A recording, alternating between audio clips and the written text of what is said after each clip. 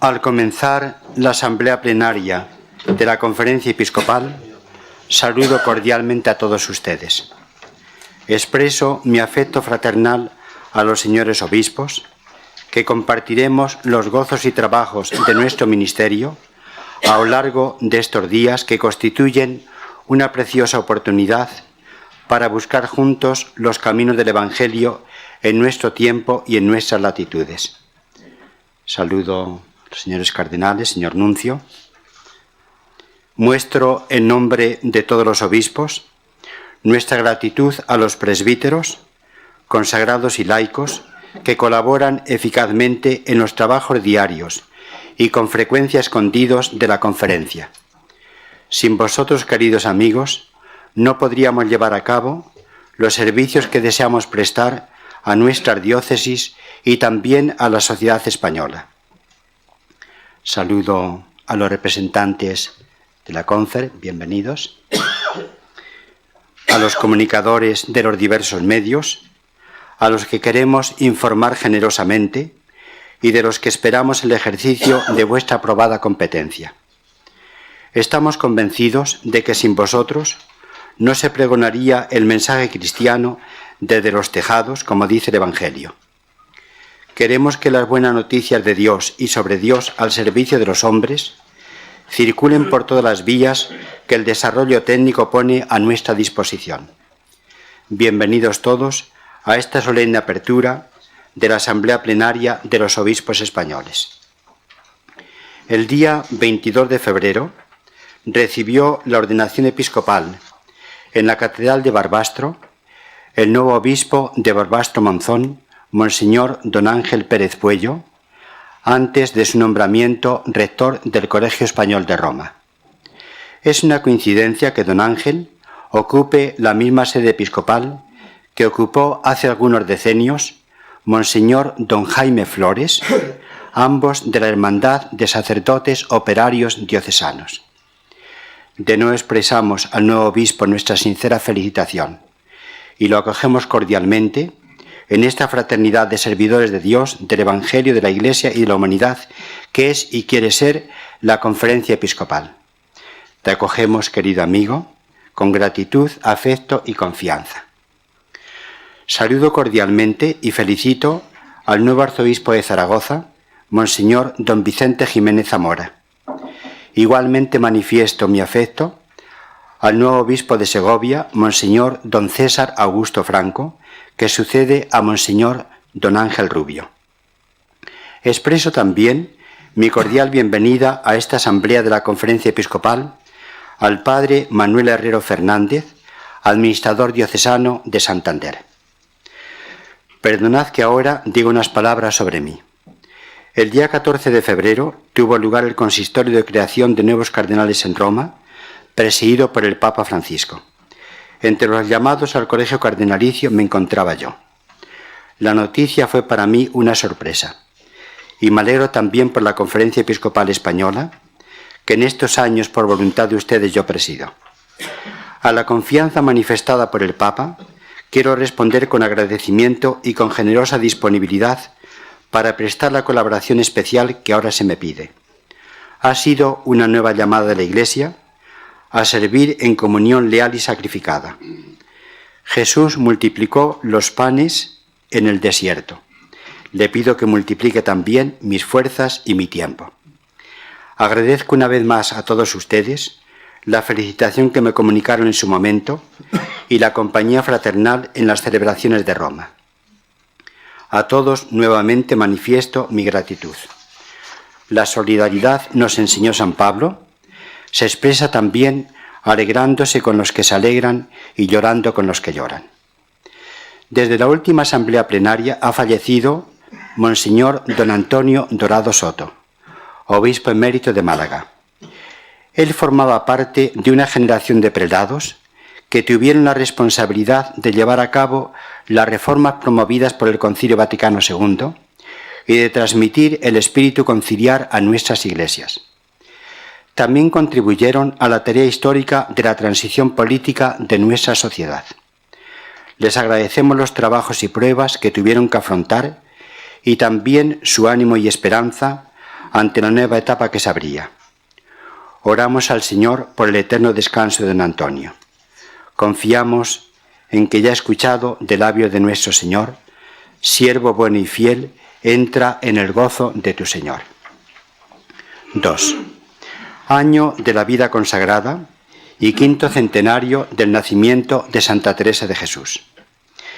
El día 21 de noviembre, fiesta de la presentación de la Virgen María y 50 aniversario de la aprobación de la Constitución Dogmática Lumen Gentium sobre la Iglesia del Vaticano II, escribió el Papa Francisco una carta apostólica a todos los consagrados con ocasión del año de la vida consagrada.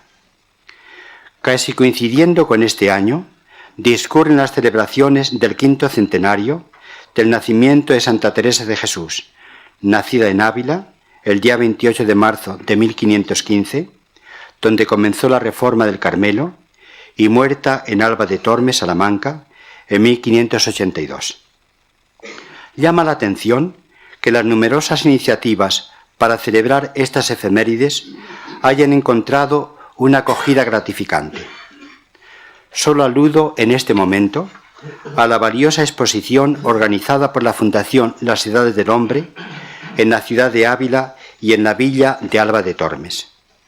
Es una exposición nueva de la larga serie de exposiciones de las Edades del Hombre, que sorprendentemente mantienen una altura admirable. No decaen ni su calidad ni su estilo. Se asemejan a una cordillera con muchos picos y ninguno de los cuales pierde altura. El último día de la asamblea plenaria que estamos inaugurando, peregrinaremos los obispos de la Conferencia Ávila. Allí celebraremos la Eucaristía en la iglesia que se levantó en el emplazamiento de la casa natal de Teresa de Cepeda y Omoda, de Santa Teresa de Jesús de la Santa. Tendremos también la oportunidad de rezar y saludar a las carmelitas de los conventos de la Encarnación y de San José.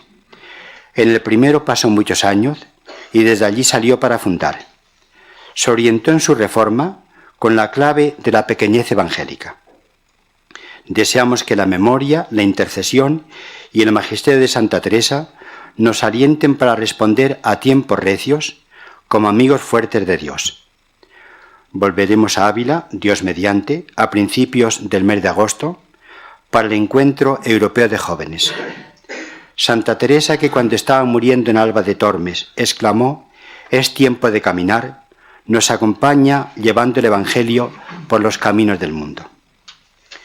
El Papa Francisco ha dirigido una preciosa carta a los consagrados como sucesor de Pedro y también como hermano vuestro, consagrado a Dios como vosotros. Él mismo, podemos decir, se introduce como destinatario, partícipe de la gracia, de la misión y de la esperanza que comporta la vida consagrada. Es comprensible que los religiosos y religiosas hayan proyectado en el Papa Francisco un apoyo peculiar en la situación actual. Varios religiosos han expresado esta confianza en entrevistas que proliferan en este año de la vida consagrada. Agradecemos a los entrevistados el testimonio de su vocación y de su vida. Lo que dice la Constitución Conciliar acerca de la Iglesia se puede aplicar también a la vida consagrada. Va peregrinando entre las persecuciones del mundo y los consuelos de Dios. La carta, que está prestando un servicio estupendo en congresos y reflexiones personales y comunitarias, señala 3 objetivos: mirar al pasado con gratitud, vivir el presente con pasión y abrazar el futuro con esperanza. Se puede decir probablemente que la vida religiosa se encuentra en una travesía pascual de la que forman parte las pruebas e incertidumbres y también los signos de nueva vida.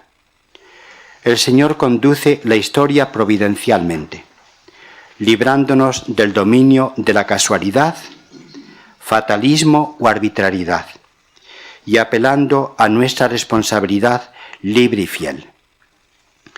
Podemos afirmar, utilizando una comparación, que la escala del mapa de la vida religiosa ha cambiado profundamente en los decenios últimos. en nuestras latitudes, dentro de no muchos años, la presencia de la vida religiosa, tanto contemplativa como apostólica, será de unas dimensiones muy distintas. Todos padecemos este proceso de debilitamiento con inquietud y también con la mirada puesta en el Señor.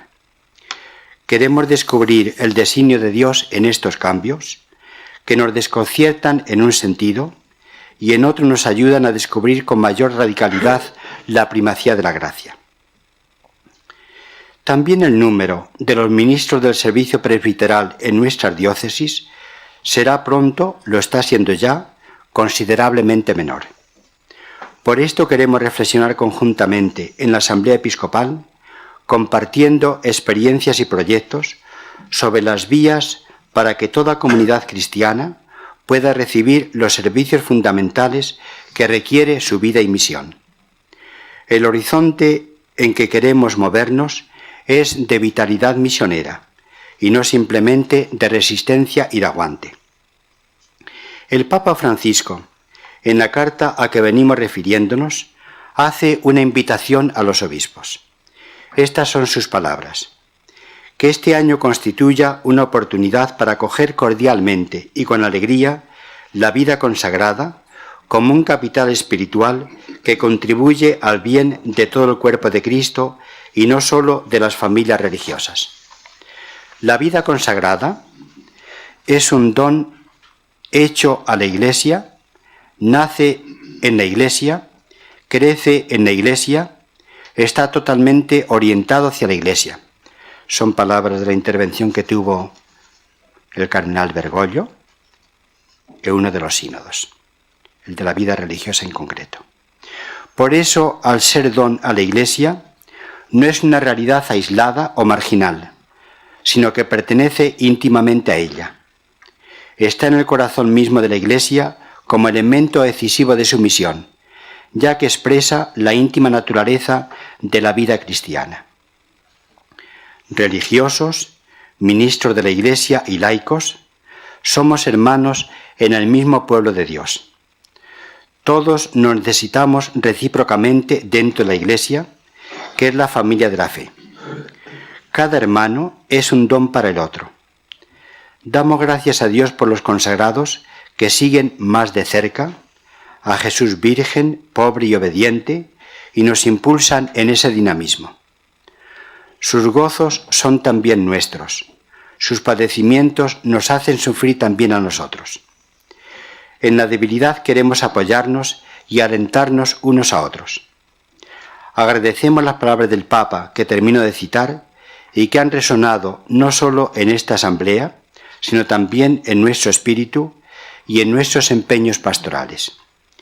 Las iniciativas programadas para este año de la vida consagrada hallan en nuestras iglesias y nosotros un eco en nuestras iglesias y nosotros como pastores las animamos. Los consagrados ocupan un lugar destacado en nuestros cuidados pastorales y estos cuidados pastorales expresan la gratitud y la estima cordial por su vida, su presencia y su misión. Junto a ellos está el ministerio y vida de miles de sacerdotes que en nuestras diócesis trabajan abnegada y ejemplarmente en colaboración con nosotros los obispos en las más variadas parcelas de la vida pastoral, en especial en las parroquias de nuestros pueblos y ciudades. Ellos ocuparán también, como he dicho, un espacio en las reflexiones de la presente asamblea, al tratar no simplemente los problemas derivados de la disminución del número de sacerdotes o del aumento de la media de edad a la hora de la atención pastoral de las comunidades, sino sobre todo de su participación corresponsable en la misión universal de la Iglesia, que no se reduce a los límites de la propia diócesis. 3. Llamados a la tarea evangelizadora y conversión misionera. Todos los miembros del pueblo de Dios estamos llamados a una permanente tarea misionera, a ser evangelizadores con espíritu, que nace del mandato misional de Cristo a sus discípulos, id al mundo entero y proclamad el Evangelio a toda la creación. Hoy nosotros recogemos este encargo de anunciar con gozo a nuestros hermanos que la salvación y la realización plena del hombre solo vienen de Dios por medio de Jesucristo, nuestro Salvador. No podemos dudar de que esta llamada sea un reclamo permanente del Espíritu de Dios a su Iglesia. Este fue también el mensaje de fondo del Concilio Vaticano II, cuyos 50 años seguimos conmemorando de forma agradecida. Así nos enseñaron también a entenderlo y a vivirlo tanto San Juan Pablo II como el Papa Emérito Benedicto XVI y antes el Beato Pablo VI, cuando en su célebre exhortación apostólica Evangelii Nunciandi señaló que la tarea de la evangelización de todos los hombres constituye la misión esencial de la Iglesia. Evangelizar constituye en efecto la dicha y vocación propia de la Iglesia, su identidad más profunda. Ella existe para evangelizar. Poniendo eco a estas palabras programáticas de su antecesor, el Papa Francisco, en su exhortación apostólica Evangelii Gaudium, proclama: la alegría del Evangelio llena el corazón y la vida entera de los que se encuentran con Jesús. Quienes se dejan salvar por Él son liberados del pecado, de la tristeza, del vacío interior, del aislamiento. Con Jesucristo siempre nace y renace la alegría. Recogiendo la labor del sínodo sobre la evangelización, nos ha llamado a una conversión pastoral, que recuerda, por otra parte, la conferencia del Episcopado Latinoamericano y del Caribe en Aparecida. Con palabras apremiantes, nos ha invitado a inaugurar una nueva etapa evangelizadora marcada por la alegría. También en nuestro tiempo es posible vivir alegres con el Evangelio. Tarea evangelizadora que han constituido el empeño de la Iglesia en nuestro país y de los sucesivos planes pastorales de la Conferencia Episcopal, siempre con el impulso y guía del magisterio de los últimos papas. Lo mismo ocurre ahora con el próximo plan pastoral de la Conferencia para los años 2016 al 2020, que estamos estudiando y elaborando con aportación de los obispos y otros colaboradores, y siguiendo la línea programática común para toda la Iglesia que hemos recibido de la mencionada exhortación Evangelii Gaudium del Papa Francisco para ofrecer a todos, en la concreta situación de nuestro pueblo, la alegría salvadora del Evangelio de Cristo. Ciertamente las circunstancias o escenarios actuales en los que hemos de desarrollar nuestro trabajo evangelizador han cambiado. Ya los lineamenta para la 13ª Asamblea Ordinaria del Sínodo de los Obispos sobre la nueva evangelización para la transmisión de la fe cristiana, celebrada en octubre del 2012, nos apuntaba de modo orientativo una serie de ámbitos para la tarea evangelizadora en el mundo de hoy, que nosotros venimos descubriendo en nuestra propia realidad. En el marco ambiental de una fuerte y penetrante secularización, se señalaba en este documento la existencia del fenómeno de la globalización, la aparición de la sociedad de la información y de las poderosas nuevas tecnologías de la comunicación, la activación de los movimientos migratorios, la emigración, la problemática ética de los avances científicos, la dolorosa y persistente crisis económica y social, el advenimiento de un mapa político complejo e inestable, etc. Sin caer en absoluto en el pesimismo, hemos de reconocer que las circunstancias históricas que estamos viviendo han hecho más difícil y más necesaria la claridad y la firmeza de la fe personal, la vivencia comunitaria y sacramental de nuestras convicciones religiosas. En la sociedad actual, e incluso también en nuestras propias diócesis, están presentes el olvido de Dios y el debilitamiento de la fe, con lo que se oscurece y desconcierta la vida de las personas, de las familias y de los pueblos. Queremos orientar el trabajo de la Conferencia Episcopal a dar respuesta a estos desafíos y favorecer una transformación misionera de nuestras iglesias, parroquias y comunidades. Como nos pide el Santo Padre, tenemos que salir de nuestras fronteras y de nuestras inercias para llevar la alegría del Evangelio a nuestros hermanos con el atractivo del mensaje de Jesús. Hace falta pasar de una pastoral de mera conservación a una pastoral misionera. Una pastoral misionera que nos lleve a todos a reavivar la pastoral ordinaria y a la búsqueda y encuentro de los que se alejaron de la Iglesia o nunca estuvieron cerca. Nuestro trabajo en la elaboración del plan pastoral se refiere únicamente a las actividades de las asambleas plenarias y de las comisiones episcopales en estos próximos años, con el fin de que cuanto hagamos en la Conferencia Episcopal nos sirva a los obispos y a los agentes pastorales de las diócesis para desarrollar de manera eficiente un trabajo misionero en los propios territorios, sin entrar en lo que tienen que ser las previsiones y programaciones que luego cada diócesis quiera hacer en esta perspectiva misionera para dinamizar y organizar sus propias prioridades pastorales. Nuestras propuestas estarán dirigidas a las 3 actividades fundamentales de la pastoral: el anuncio de la palabra, la celebración litúrgica de los misterios de la salvación y el ejercicio de la caridad. En la concreción de cada una de ellas intervendrán las comisiones episcopales afectadas, que irán señalando las acciones y objetivos específicos.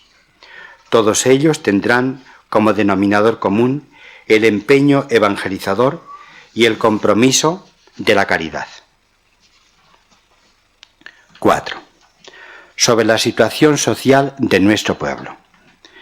Precisamente nacido de las exigencias sociales que comporta la fe cristiana, llega también a nuestra asamblea un documento largamente deseado que pretende ofrecer desde la doctrina social de la Iglesia una iluminación realista y a la vez esperanzada sobre la situación social y política que vive nuestro pueblo. Confiamos en que el documento, a la vista de su madura elaboración, pueda ser aprobado por esta asamblea. Vemos el actual escenario social con preocupación, en especial las persistentes consecuencias de la crisis económica que, con innegables signos de recuperación, todavía afecta muy profundamente a las capas sociales más desfavorecidas, sobre todo al inmenso número de desempleados y de entre ellos a los jóvenes. Todo esto ha contribuido sin duda a un complejo panorama político y social. Ante esto, la posición de la Iglesia no es, como ya viene demostrando nuestra Conferencia Episcopal desde los inicios mismos de la transición política, en la que tuvo un destacado papel en la recuperación pacífica de los derechos y libertades, no es nuestra misión la de ser un contrincante político. Nuestro papel no es de orden partidista, sino de orden pastoral, es decir, iluminar conforme al Evangelio la conciencia de sus fieles para que su actuación, con personal responsabilidad, sea coherente con su fe, ya que son ciudadanos también de pleno derecho.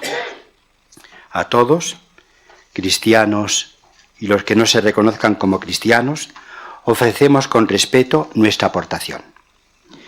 Este es el cometido evangelizador de la Iglesia en la sociedad civil de nuestro país, donde tiene un espacio cualificado por su significación histórica y social, que viene marcado por las coordenadas de independencia y colaboración, que aprendimos en el Concilio Vaticano II.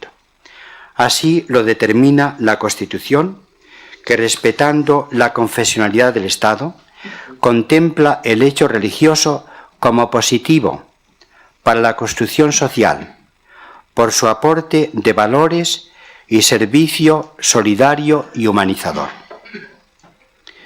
En este sentido, siempre trabajará la Iglesia por los valores innegociables, podemos decir, que son el derecho a la vida, desde la concepción hasta su fin natural, el verdadero matrimonio y la armonía y estabilidad familiar, el derecho de los padres a la educación de sus hijos conforme a sus convicciones. Todo ello en consonancia con los valores del Evangelio, donde prima ante todo la opción preferencial por el amor y la misericordia de Dios para con los más débiles y pobres de la sociedad. Desde el laicismo, seguramente, muchos no entienden que la legítima autonomía del orden temporal, querida también por los cristianos, no puede significar prescindir del recto orden moral y de las verdaderas exigencias de la naturaleza humana. Y es ahí donde es posible y necesaria la colaboración de los católicos con otras propuestas que tengan el mismo objetivo de la defensa de los valores de la dignidad humana y la realización del bien común. En una sana sociedad civil no ha de extrañar que los católicos tengan una voz coherente con su fe en los asuntos públicos, en el diseño de la vida social y cultural. Convicciones profundas que, por otro lado, están en las raíces más fecundas de la historia y señas de identidad de nuestro pueblo, y han informado su caminar por la historia. Es necesario que los cristianos, especialmente los seglares, vivan personal y asociadamente, con coherencia responsable y alegre, la fe en la calle, en la vida social y política, en el ejercicio del voto o de la representación y actividad política, en la familia y con los amigos, en la cultura, en el arte, en el trabajo y en la diversión. Debemos vivir una religiosidad profunda y a la vez comprometida por hacer un mundo mejor y más justo. Defender y proponer, especialmente en los temas más cuestionados hoy, la verdadera dignidad del ser humano, que sólo se esclarece plenamente a la luz de Jesucristo, el Verbo encarnado. Al lograr este objetivo, quiere contribuir con su iluminación positiva y a la vez realista sobre la situación social el documento Iglesia Servidora de los Pobres, que traemos para su estudio y esperamos para su aprobación. Conocemos de primera mano el sufrimiento de numerosas personas en nuestra sociedad y también las respuestas solidarias de miles y miles de voluntarios de nuestras diócesis, parroquias y comunidades, que sirven en muchas instituciones de la Iglesia. Recordamos ahora particularmente a Cáritas, ayudando y atendiendo a los más débiles de la sociedad. Especial atención merecen también para nosotros las consecuencias de la crisis que está afectando a las familias, sobre todo a los más pequeños y los ancianos, así como a las mujeres. No nos olvidamos de dirigir una mirada al mundo rural, que ocupa una parte importante de la geografía humana y física de nuestras diócesis, de nuestros pueblos y parroquias, con un progresivo envejecimiento y despoblación, como todos experimentamos. Apoyados en la doctrina social de la Iglesia, la visión de la realidad que tenemos no puede quedarse en la explicación de la crisis social y económica solo en causas económicas. Hay otras causas que proceden de la falta de valores éticos y del sentido trascendente de la persona, de la marginación de Dios, que en definitiva es el garante de su dignidad. En una palabra, esta crisis social y económica arrastra en el fondo una crisis antropológica, ética y religiosa en la que ha influido en no pequeña medida el secularismo y el materialismo economicista. Piénsese, si no, en los casos de corrupción que tanto dañan la confianza de la población. Desgraciadamente, la realidad ha puesto ante nuestros ojos la lógica económica también en una dimensión que podríamos llamar idolátrica. La ideología que defiende la autonomía absoluta de los mercados y de la actividad financiera instaura una tiranía invisible que impone de forma unilateral sus reglas. Cuando esto ocurre, estamos ante una verdadera idolatría, en la que al dinero se le rinde culto y se le ofrecen sacrificios. A la postre, como si fuera el rendimiento económico el que da fundamento a nuestra existencia y dictamina la bondad o maldad de nuestras acciones. Ante todo esto, nuestra propuesta no puede ser otra que la nacida de la doctrina social de la Iglesia que se inspira en el Evangelio. Una propuesta que busca la realización de una economía de rostro humano, que ponga a la persona en el centro. Como nos señala el Papa Francisco, urge recuperar una economía basada en la ética y en el bien común por encima de los intereses egoístas. El propio pontífice ilumina el contenido de esta primacía. Afirmar la dignidad de la persona significa reconocer el valor de la vida humana, que se nos da gratuitamente, y por eso no puede ser objeto de intercambio o de comercio. Preocuparse de la fragilidad de los pueblos y de las personas. Cuidar la fragilidad, continúa diciendo el Papa, significa fuerza y ternura, lucha y fecundidad, en medio de un modelo funcionalista y privatista que conduce inexorablemente a la cultura del descarte, como si muchos sobraran. Cuidar de la fragilidad de las personas y de los pueblos significa proteger la memoria y la esperanza. Significa hacerse cargo del presente en su situación más marginal y angustiosa y ser capaz de dotarlo de dignidad. Ante estas situaciones, como ya dijimos en la nota, una llamada a la solidaridad y a la esperanza, publicada con ocasión de nuestra anterior asamblea plenaria de noviembre del pasado año, junto a eficaces políticas de concertación social y de desarrollo sostenible, necesitamos una verdadera regeneración moral a escala personal y social, y con ella la recuperación de un mayor aprecio por el bien común, que sea verdadero soporte para la solidaridad con los más pobres y favorezca la auténtica cohesión social de la que tan necesitados estamos. La regeneración moral nace de las virtudes morales y sociales, y para un cristiano viene a fortalecerse con la fe en Dios y la visión trascendente de la existencia, lo que conlleva un irrenunciable compromiso social en el amor al prójimo, verdadero distintivo de los discípulos de Cristo. A todos nos es necesario recordar que sin conducta moral, sin honradez, sin respeto a los demás, sin servicio al bien común, sin solidaridad con los necesitados, nuestra sociedad se degrada. La calidad de una sociedad tiene que ver fundamentalmente con su calidad moral. Sin valores morales, se apodera de nosotros el malestar al contemplar el presente y la pesadumbre al proyectar nuestro futuro. Cuánto despiertan, vigorizan y rearman moralmente la conciencia y el reconocimiento de Dios. 5. Persecución de los cristianos. En la asamblea plenaria de la Conferencia Episcopal que ahora iniciamos, nos unimos a las reiteradas peticiones del Papa Francisco a favor de los cristianos perseguidos en diversos países del Medio Oriente y de África. La dureza de la persecución ha herido no solo a cristianos de las diversas confesiones, sino también a fieles de otras religiones.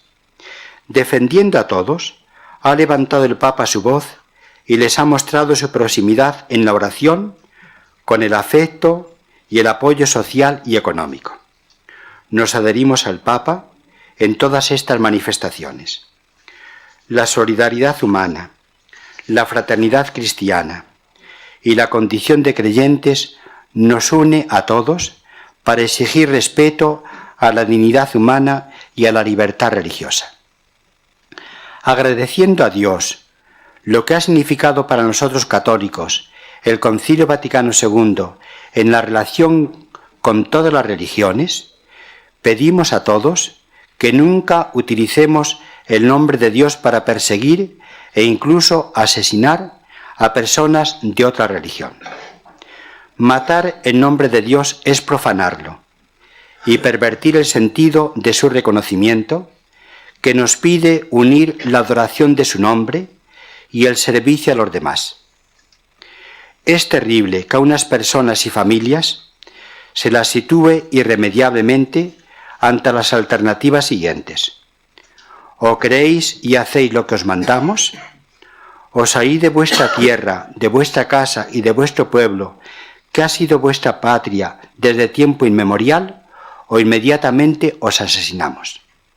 Y así han tenido que huir muchos miles de hombres y mujeres, de niños y ancianos, de familias enteras. El Papa ha clamado: es necesario detener este furor y frenar a estos agresores. Se hacen eco nuestras sociedades occidentales debidamente de esta causa para que la opinión pública exija que se paren estos desmanes, que toda causa a favor de la vida, de la dignidad humana y de sus derechos halle en nosotros protección y defensa. La violencia y la crueldad han alcanzado cotas que pensábamos habían sido superadas hace siglos de civilización, de cultura y de relación entre los hombres. Los derechos humanos forman una especie de constelación. Unos derechos deben armonizarse con otros, como los astros entre sí, que siguen sus propias órbitas. Ningún derecho humano es absoluto en el sentido de que pueda desarrollarse sin tener en cuenta los demás derechos. Las personas tienen derecho a la libertad de expresión, a la libertad religiosa, así como tienen derecho a que sean debidamente respetados sus legítimos sentimientos religiosos y sus manifestaciones en el ámbito del bien común. Me permito recoger dos testimonios muy elocuentes del Papa Francisco. El primero lo pronunció en el Parlamento Europeo el día 25 de noviembre del año pasado. No podemos olvidar aquí las numerosas injusticias y persecuciones que sufren cotidianamente las minorías religiosas, y particularmente las cristianas en diversos países del mundo. Comunidades y personas que son objeto de crueles violencias, expulsadas de sus propias casas y patrias, vendidas como esclavas, asesinadas, decapitadas, crucificadas, quemadas vivas, bajo el vergonzoso y cómplice silencio de tantos.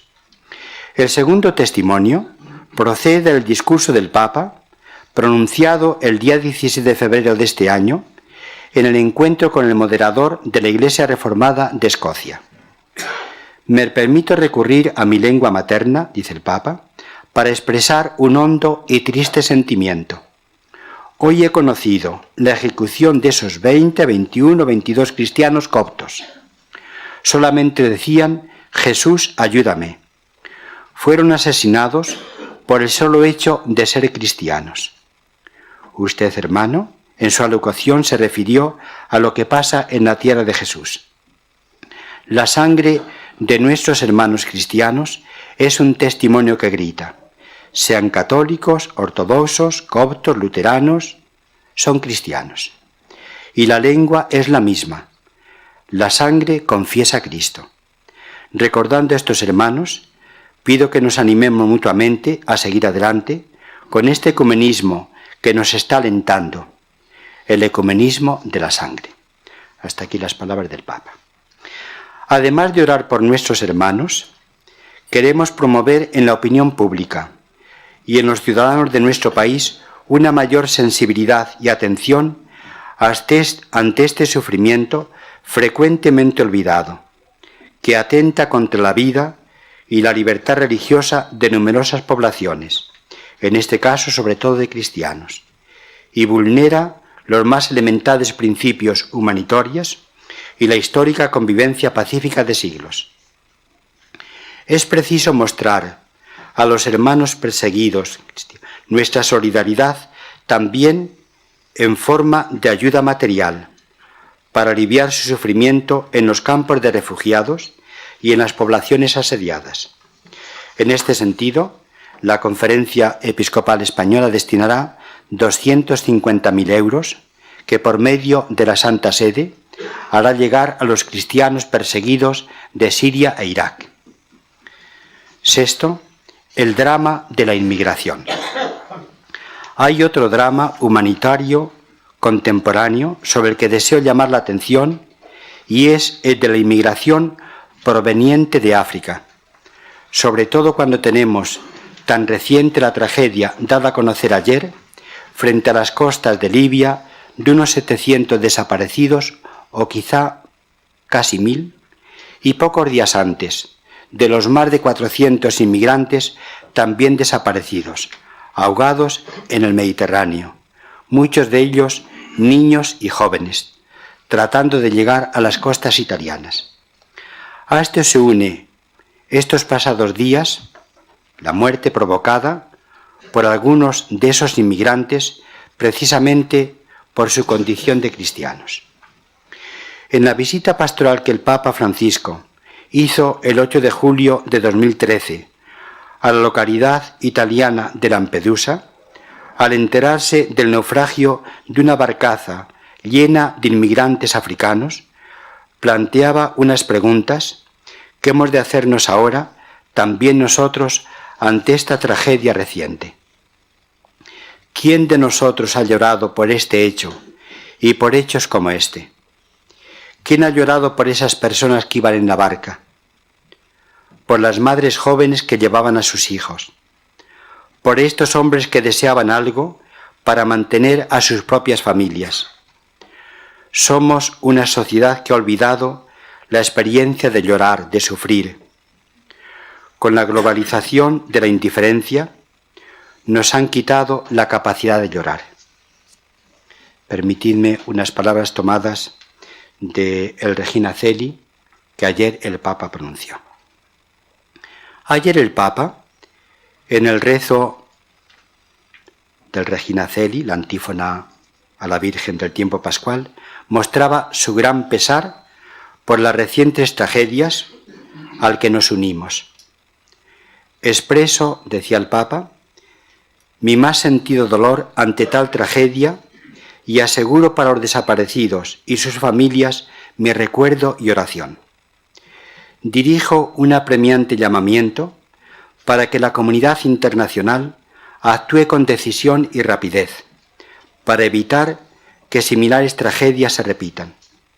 Son hombres y mujeres como nosotros, hermanos nuestros, que buscan una vida mejor, hambrientos, perseguidos, heridos, explotados, víctimas de guerras, buscan una vida mejor, buscaban la felicidad. Yo os pido a todos ahora un minuto de silencio, sin movernos, elevando nuestro clamor a Dios por estos hermanos nuestros perseguidos e inmigrantes en peligro.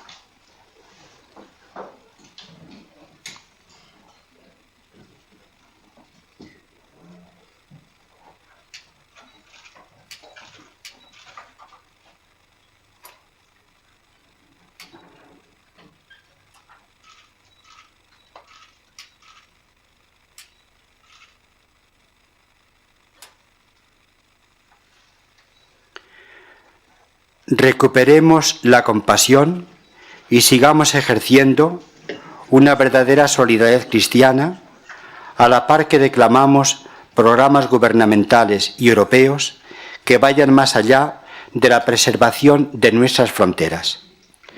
El rescate de más de 10.000 inmigrantes en una semana frente a las costas italianas o el continuo flujo ilegal en nuestras fronteras y costas no puede dejarnos indiferentes y nos urgen a colaborar desde la Iglesia aún más con otras iniciativas de la sociedad civil y del Estado.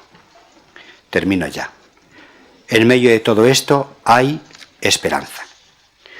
No nos dejemos robar la esperanza en medio de las situaciones duras y dolorosas.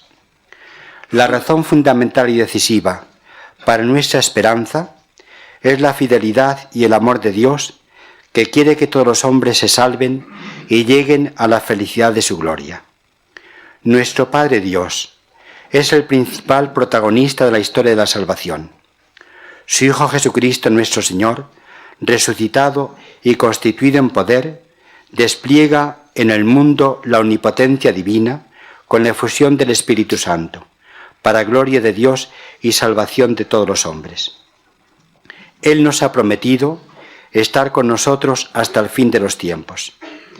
Esta es nuestra misión, este es nuestro compromiso y estas son las razones de nuestra esperanza que hemos de comunicar a nuestro pueblo en esta hora, cuando las dificultades sociales, políticas y religiosas pueden llevarnos al desánimo. Sigamos el consejo del Papa Francisco y no nos dejemos robar la esperanza. Que Santa María, Madre del Señor, nos ayude con su intercesión en los trabajos de esta asamblea.